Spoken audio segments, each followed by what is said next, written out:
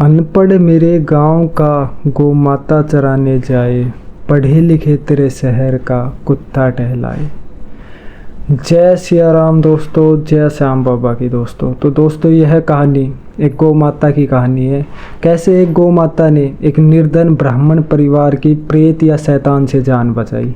तो दोस्तों मैं कहानी की शुरुआत करने से पहले, ये मेरी पहली वीडियो है और मैं श्याम बाबा का बहुत बड़ा भगत हूँ। तो मैं श्याम बाबा के बारे में 2 शब्द कहना चाहता हूँ, उसके बाद मैं अपनी कहानी की शुरुआत करना चाहता हूँ। ओ मेरा भी बदल देने तू लेख नसीबों का, मैंने सुना समेरे श्याम तू यार गरीबों का। तो दोस्तों श्याम बाबा के नाम से हम ये कहानी की शुरुआत करते हैं। तो दोस्तों यह कहानी राजस्थान के बाड़मेर ज़िले के रहने वाले जतिन ने बताई है। उसने बताया कि यह घटना मेरे दादाजी के साथ हुई थी। उसने बताया कि 1947 की जब हिंदू मुसलमान की लड़ाई हुई, उस टाइम की ये बात है। उसके दादाजी बाड़मेर शहर में रहते थे। तो लड़ाई के उपरांत कुछ ऐसी घटनाएं हुई कि उसने सोचा कि उन्हें अपने खेतों में जाके बस जाए। तो जतिन के दादाजी का नाम श्याम सुंदर शर्मा था। तो वह बताता है कि मेरे दादाजी लड़ाई के बाद बाड़मेर शहर से 20 किलोमीटर दूर उनके खेत थे, पुश्तैनी खेत, उसमें जाके बस गए। और बाड़मेर में आपको पता है रेगिस्तान और टिब्बे वगैरह है। तो बताते हैं उस टाइम भी बहुत ज़्यादा झाड़ टिब्बे थे। तो वहाँ जाके मेरे दादाजी बस जाते हैं, एक कच्ची सी झोपड़ी घेर लेते हैं। और वो बताता है कि उसके साथ मेरी दादी जी, मेरे पिताजी और मेरी 2 बुआ थी। वो बहुत छोटे थे उस टाइम। तो वो बताते हैं कि वहाँ रहने लग जाते हैं और रहते रहते उनको कुछ टाइम हो जाता है, 10, 15, 20 दिन या महीना गुजर जाता है। खेतों में वो मकान बनाते रहने लग जाते हैं। उनके पास एक गाय थी। गाय के लिए भी वो घर के बाहर एक आंगन में, घर के बाहर एक वो बना देते हैं गाय के रहने की, चारा चूरा डालने की, गाय की सेवा करने की। तो बताते हैं कि हमने खेतों में, बारिश का मौसम था तो खेतों में बाजरा बो रखा था। बाजरे का उस टाइम बाजरे की अच्छी फसल थी। तो एक दिन बताता है कि मेरे दादाजी टहलते हुए, खेत काफ़ी दूर थे, उनके पास काफ़ी खेत थे। तो वो बताते हैं कि वो खेत में हर दिन जाते थे। तो एक दिन की बात थी कि वो खेत में टहलते टहलते गए तो काफ़ी दूर खेत के बीच में जाके देखा तो 2 डेड बॉडी पड़ी थी। उन डेड बॉडी को देखने से ऐसे लगता था जाने मुसलमान की, एक औरत थी, एक पुरुष था और वो दोनों मुसलमान लग रहे थे। और उनके पास में ही काफ़ी सारी सोना और चांदी पड़ा हुआ था। तो जतिन बताता है कि मेरे दादाजी ने सोना चांदी की गठड़ी तो उठाई और वो चुपके से अपने घर ले आए और लेकर अपने ही जो घर की कुटिया बना रखी थी, चारों साइड ने बाड़ वगैरह कर रखे थे ना घर के, तो खोद के वहीं दबा दिया और किसी को नहीं बताया। तो जतिन बताता है कि दादाजी ने 1 या 2 सप्ताह बाद मेरी दादी जी को बताया कि ऐसे ऐसे मुझे मिला, 2 लाश पड़ी थी। तो उनके बारे में तो मैंने किसी को नहीं बताया, लेकिन वहाँ पे सोना चांदी था, उसको मैं ठाक के अपने साथ लिया है। तो वो कहता है कि उसकी दादी जी कहती है कि देख कहो कि कभी उन लाश को कोई ठाक के ले गया है, नहीं ले गया। तो जतिन का दादाजी जाता है, श्याम सुंदर जी, और देखते हैं जाके वहाँ पे, तो वो लाश उनको नहीं मिलती है। तो वो बताते कि ऐसे ही काफ़ी दिन बीत जाते हैं। उस सोने चांदी से वो एक पक्का थोड़ा सा मकान बनवा लेते हैं। वो बताते हैं महीना 1.5 महीने बाद एक दिन दादाजी को आवाज़ आती है। रात का मौसम था, सुनसान एरिया तो है ही, वहाँ पे आवाज़ें भी रेत के टिब्बों में अलग अलग सी आती है। तो दादाजी खड़े होकर देखते हैं तो वो देखते हैं कि उनके घर के बाहर वही 2 लाश मुसलमान की उनको वो दिखाई देती है, थोड़ी झलक सी दिखाई देती है उनको। उनके पास वो जब जाके देखते हैं तो वहाँ पे उनको कुछ भी नहीं दिखाई देता। तो वो सोचता है कि मेरा वहम हो गया है, वो आके सो जाते हैं। और अगली ऐसे ही दिन निकल जाता है। अगली रात को फिर वो सोता है और जैसे ही रात के 12-1 बजे का टाइम होता है, फिर उसको कुछ आवाज़ जैसी आती है, कोई पुकारने की आवाज़ आती है।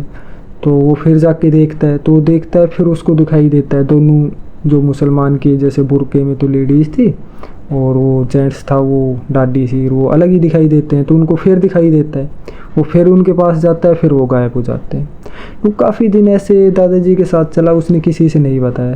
क्योंकि एक रात तो बहुत तेज़ आवाज़, सुनसान तो एरिया था ही, बहुत भयानक आवाज़, भेड़िए की रोने की आवाज़, कभी कुत्ते के रोने की आवाज़, कभी किसी औरत की चीख, ऐसी काफ़ी सारी सुनाई देती है, और वो पूरे परिवार को सुनाई देती है। तो पूरा परिवार थोड़ा सा डर का माहौल बन जाता है। तो उसका दादाजी देखता है रात को, फिर दोबारा खड़े होकर, तो उसको फिर दिखाई देता है। तो ऐसे काफ़ी दिन चलता है, और बहुत ही घर में एक भयानक हॉन्टेड किस्से होते ना, अलग अलग आवाज़ सी आना, पूरे परिवार में डर का माहौल। तो जतिन बताते हैं, जब मेरे पिताजी तो छोटे ही थे, वो बताते हैं जतिन को सारी बात उसने ही बताई थी। तो जतिन बताता है कि मेरे पिताजी बताते हैं कि हम उस टाइम, मेरी बुआ, मेरे पिताजी सब डर गए थे, और वहाँ पे आस पड़ोस में कुछ नहीं, आस पड़ोस में कोई नहीं बस रहा था। तो डर का माहौल बहुत ख़तरनाक होता है।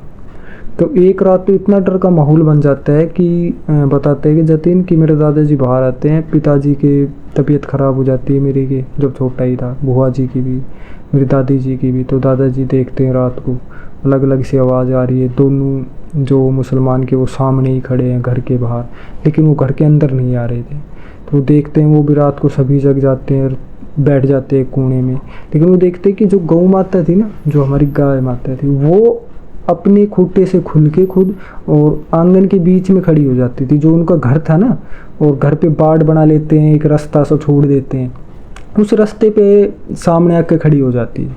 जैसे ही गौ माता खड़ी होती थी, वो मुसलमान और उसकी जो डेड बॉडी थी, जो आत्माएं थी, वो गायब हो जाती। तो ये घटनाएं बहुत सी होती है जब घर में डर का बहुत अधिक माहौल हो जाता है। तो वो बताता है कि मेरे दादाजी को भी ब्राह्मण थे, तो मंत्रों का कुछ ज्ञान और कुछ विधियाँ आती थी। तो उन्होंने, मेरे दादाजी ने ऐसी कुछ विधि या ऐसा कुछ काफ़ी कुछ किया, जैसे अपनी ये चून की गुड़िया बना के उनको मंत्रों से सिद्ध करके घर के सामने रख दिया, काफ़ी कुछ किया, लेकिन उन पे कोई असर नहीं पड़ रहा था। दिन पर दिन वो घटना अधिक होती जा रही थी। और कभी हनुमान चालीसा का जाप, कभी गुरुड़ पुराण, काफ़ी सारे उन्होंने अपना प्रयोग किया, जो उनको मंत्रों का ब्राह्मणों को ज्ञान होता, वो काफ़ी सारा प्रयोग करा, लेकिन उनसे उसका कोई असर नहीं हो रहा था। रात को वही डर का माहौल था, और वही सेम घटना हो रही थी। गाय सामने आके खड़ी हो जाती थी, और कुछ भी उन पे असर नहीं हो रहा था। धीरे धीरे करके तो इतना डर का माहौल हो गया था कि पूरे परिवार बीमार पड़ गया था। तो जतिन बताते, मेरे दादाजी के एक गुरु थे, बाड़मेर में ही एक मंदिर में, भगवान अपना हनुमान जी के मंदिर में रहते, तो उनसे जिसने शिक्षा प्राप्त की थी मंत्रों की और हवन हुवन करना, ये सभी चीज़ों को जो भी सीखा था, उनके गुरु जी थे। तो वो बताता है कि एक दिन वो पैदल चाल के 20 किलोमीटर पैदल चाल के बाड़मेर जाता है। बाड़मेर जाने के बाद वो अपने गुरु जी को सारी घटनाएं बताते हैं। तो गुरु जी उसकी सारी घटना सुनता है, सारी चीज़ों के बारे में पता करता है। तो वो कहता है कि वो सोना चांदी तूने क्या किया? तो वो बताता है कि उसका तो मैंने इस्तेमाल कर लिया, कुछ ज़मीनें खरीद ली, कुछ मैंने मकान बना लिया एक पक्का, और ऐसे ऐसे चीज़ है। तो उसका गुरुजी कहता है तू टेंशन मत ले, मैं आऊँगा और आपकी इस प्रॉब्लम को मैं खुद देखूँगा। तो सुबह हो जाता है, तो शाम तक गुरुजी भी वो तो आ जाते हैं, उनके दादाजी। तो जो श्याम सुंदर जी के जो गुरु थे, वो भी अपनी 2 शिष्यों को लेके और उनके घर पहुँच जाते हैं। तो घर पहुंचने के बाद वो भी अपनी क्रिया चालू करते हैं, बताते हैं आंगन के बीच में एक कुंड, हवन कुंड बनाते हैं, काफ़ी सारी सामान इकट्ठा करते हैं, रोड़ी से काफ़ी कुछ चीज़ बनाते हैं। तो वो काफ़ी चीज़ें बना के एक किताब सी थी, काफ़ी सारी किताबों का मंत्रों का जाप करते हैं और अपनी क्रिया चालू करते हैं। तो रात के टाइम हो जाता है, वही टाइम रात का 12-1 जैसे ही बजता है, वैसे ही एक हवा की एक अलग ही रुख हो जाता है।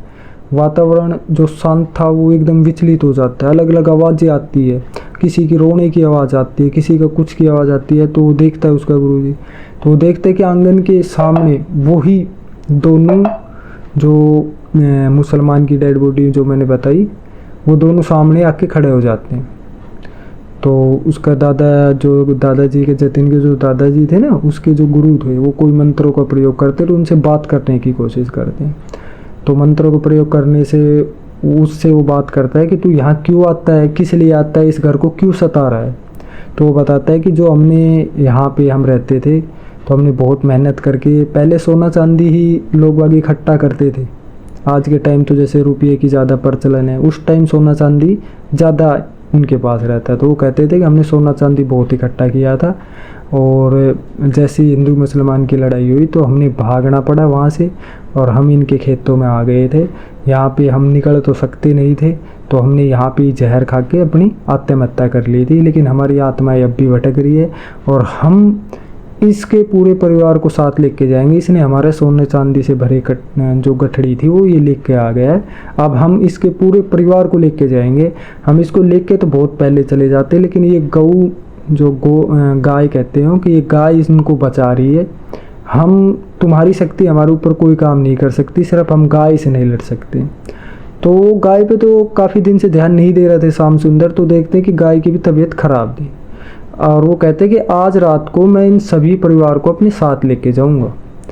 तो जैसे ही वो अंदर आने की कोशिश करते हैं, उसी प्रकार फिर वो गौ माता आ जाती है, आंगन के बीच में खड़ी हो जाती है। और वो जो दोनों मुसलमान के जो प्रेत थे वो घर में घुस नहीं सकते थे। जैसे ही गौ माता आती है तो वो सामने खड़ी हो जाती है। गौ माता उस दिन, वो बताते हैं श्याम सुंदर जी, जतिन बताता है कि उस दिन पूरी रात गौ माता हमारे आंगन के सामने खड़ी रही। हमारे घर के जो फ्रंट वो था, गेट था, उसके सामने खड़ी रही। और सुबह के 7 बजे गौ माता ने बैठ गई और अपना प्राण त्याग दिया था। तो त्यागने के बाद वो सभी जगह तो रहती हैं, सभी देखते हैं, क्योंकि उनकी कोई क्रिया तो काम आ नहीं रही थी उन पे। तो उस दिन का तो दिन निकल जाता है, जब वो बताते हैं कि आप इस घर को छोड़ के और यहाँ से छोड़ के आप जाओ, नहीं तो ये प्रेत, क्योंकि वो मुसलमान धर्म के थे, हमारे हिंदू धर्म में अलग रहते, उन पे हमारा कोई, क्योंकि वो तो हर चीज़ का वो करते हैं, उनकी धर्म में ज़्यादा बलरिंग होती है, अपने धर्म से ज़्यादा वो होती है, आपको पता है। तो वो कहते हैं कि ये आपको ज़रूर मारते, पूरे परिवार को मार के जाता। ये तो गौ माता की वो है कि उसने हर मुसीबत अपने ऊपर ली। जब तक ये थी, ये आपके घर में प्रवेश नहीं किए, नहीं तो ये अभी तक कई दिन पहले आपके पूरे परिवार को ख़त्म कर देते। तो जतिन बताता है कि उस घटना के बाद आज के टाइम तो वो अच्छे संपन्न परिवार से, वो बताते हैं कि हमारे सभी के पास अच्छे बिजनेस है, होटलें हैं, लेकिन हमारा परिवार बड़ा भी हो चुका है। लेकिन कितना ही बड़ा परिवार हो चुका, हर परिवार में हमारे पास एक गाय है। सभी परिवार एक गाय पालता है हमारा, सभी के घर में एक गाय मिलती है उस दिन से। तो हिंदू धर्म में गौ माता का दर्जा माता के समान दिया गया है। लेकिन सिर्फ अब माँ नहीं, गौ हर प्रकार से हमारी मदद करती है, जब ही तो उसको गौ माता कहते हैं। वो परिवार को सारी जितनी भी मुसीबत है अपने ऊपर ले लेती है, जब ही तो कहते हैं कि घर में एक गाय रहने से हर मुसीबत टल जाती है। कितनी भारी मुसीबत हो, चाहे घर में कितना ही बड़ा कलेश हो, घर में धन की कमी हो, चाहे घर में किसी आत्माओं का वास हो, अगर जहाँ पे गाय रहेगी ना, गौ माता रहेगी, उस घर में ऐसी कोई भी स्थिति नहीं आएगी। चाहे ब्राह्मण कितना ही गरीब हो और उसके पास गाय हो तो हर प्रकार से संपन्न होता है, ये कहा जाता है हमारे विधि में। और गरुड़ पुराण पढ़ लो, किसी में पढ़ लो, गाय का दान, गाय को पालना, गाय को रोटी खिलाना, इससे बड़ा धर्म कोई भी नहीं है। चलो अब तो कलयुग आ चुका है, कलयुग में तो हम देखते हैं कि गौ माता की कैसी दुर्गति हो रही है। तो मैं यही कहता हूँ कि जितने भी हिंदू भाई मेरी इस वीडियो को देख रहे हैं, वो ज़रूर गाय के प्रति सम्मान रखे, उनको खाना खिलाए। अगर आपके आस पड़ोस में हो तो उनको मारे ना, उनको खाना खिलाए, उनके आगे हाथ जोड़े, क्योंकि गौ सीधा अपने कृष्ण भगवान से, राधा रानी से संपर्क रखती है। उसका हृदय उनके हृदय मिले हुए हैं।